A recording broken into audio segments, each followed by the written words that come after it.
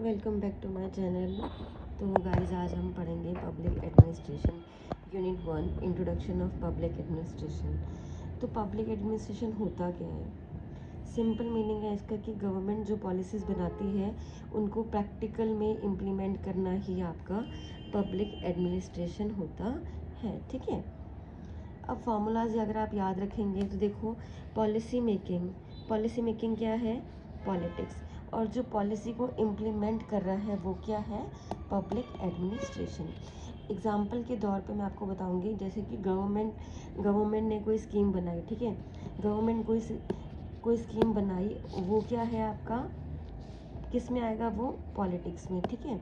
और ऑफिसर ने उसको ग्राउंड लेवल पे अप्लाई किया तो वो क्या होगा आपका? Public administration. अब ये वर्ड कहाँ से ओरिजिन हुआ? पब्लिक एडमिनिस्ट्रेशन का जो वर्ड है ये कहाँ से ओरिजिन हुआ? एडमिनिस्ट्रेशन का मतलब होता है एड प्लस मिनिस्ट्रेट। एड का मतलब है टूवर्ड्स और मिनिस्ट्रेट का मतलब है सर्व और मैनेज। जैसे कि इसका मतलब है कि लोगों की सेवा करना और काम को मैनेज करना, इसलिए इसको बोला जाता है। ठीक है।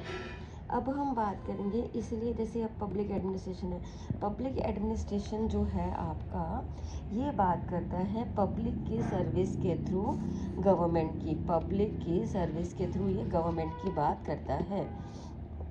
अब कुछ डेफिनेशंस हैं जो आपकी विड्रो विल्सन ने दी है। ठीक है, जो कि बहुत ही इम्पॉर्टेंट डेफिनेशंस है कुछ, जिसकी हम बात करेंगे। ठीक है।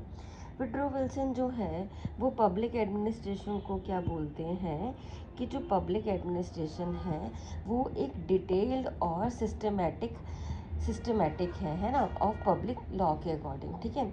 अब सिंपल वर्ड्स में हम समझेंगे, जैसे कि गवर्नमेंट के लॉज को प्रॉपरली इम्प्लीमेंट करना। ठीक है। और पहली बात हमारे पास क्वेश्चन आएगा कि who is the father of public administration? Father कौन है पब्लिक एडमिनिस्ट्रेशन का? तो बच्चों हमेशा याद रखना, फादर है आपके, कौन हो सकते हैं फादर? सोचो सोचो। विल्सन, वुड्रो विल्सन जो है वो पब्लिक एडमिनिस्ट्रेशन के क्या है? फादर हैं। ठीक है। अब हम बात करेंगे एलडी वाइड की, कि एलडी वाइड क्या बोलते हैं? वो बोलते हैं कि direction, coordination and control of activities to achieve objectives. ठीक है, जैसे कि आप देख सकते हो। तो इसका मतलब ये सिंपल वर्ड में हम बात करेंगे कि अगर हम प्लानिंग करेंगे, प्लानिंग प्लस ऑर्गेनाइजेशन को हम ऑर्गेनाइजिंग करेंगे और कंट्रोल करेंगे तो ये हमारा गवर्नमेंट में वर्क करेगा। ठीक है। ऐसे ऐसे आपके जो थिंकर्स हैं उन्होंने अपनी अपनी डेफिनेशंस दी हैं, तो आप इनको पढ़ सकते हो। ठीक है। अब हम बात करेंगे कि इनके नेचर के बारे में। अब नेचर ऑफ पब्लिक एडमिनिस्ट्रेशन क्या हो सकता है? तो देखो बच्चों, गवर्नमेंट जो है वो ओरिएंटेड है, मतलब गवर्नमेंट के सिस्टम का ही ये एक पार्ट है। ठीक है। जैसे कि सर्विस ओरिएंटेड। ठीक है। सर्विस ओरिएंटेड में क्या होगा? पब्लिक वेलफेयर के लिए ही होती है। एग्जाम्पल लाइक जैसे कि आपका हो गया, जैसे फॉर एग्जाम्पल लाइक आपका एजुकेशन आ गया, ठीक है।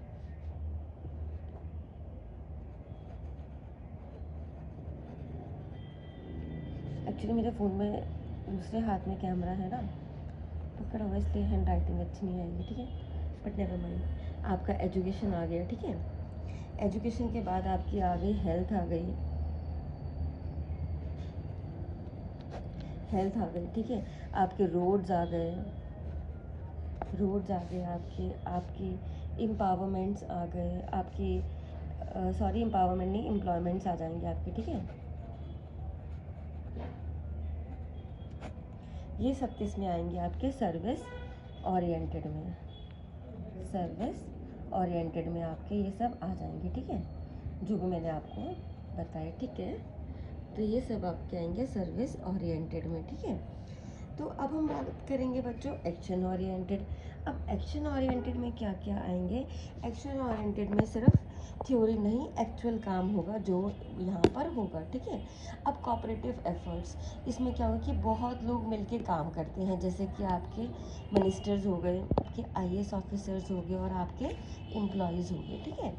अब डायनेमिक के साथ क्या होगा, अब देखो टाइम के साथ साथ चेंजेस होते रहते हैं, ठीक है। एग्जाम्पल में जैसे कि डिजिटल गवर्नेंस, ई गवर्नेंस, ठीक है। अब हम बात करेंगे, ये भी हमने जो डिस्कस किया टॉपिक वो था आपका आपका नेचर, ओके। नेचर के बारे में हमने डिस्कस कर लिया। अब हम बात करेंगे स्कोप के बारे में कि स्कोप क्या होता है। स्कोप से, ये जो यूजीसी नेट का बहुत ही फेवरेट टॉपिक है, ये हमेशा यहाँ से कुछ ना कुछ पूछते ही हैं, ठीक है, स्कोप से, ठीक है। तो स्कोप का बच्चों ये रहेगा कि ये नैरो, अगर हम इसकी बात करेंगे नैरो व्यू की, ठीक है, स्कोप में अगर हम नैरो व्यू की बात करेंगे तो सिर्फ ये एग्जीक्यूटिव ब्रांच होती है, ठीक है।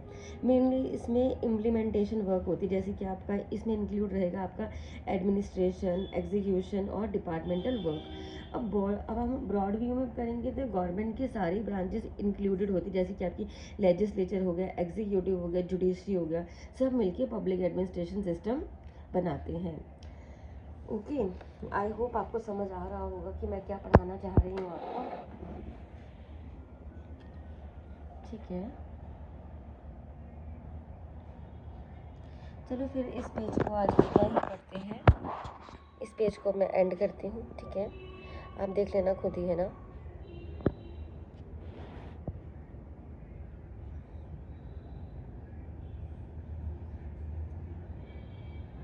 ठीक है गाइस, मिलते हैं नेक्स्ट व्लॉग में। आई होप आपको ये जो भी मैंने समझाया अच्छा लगा हो।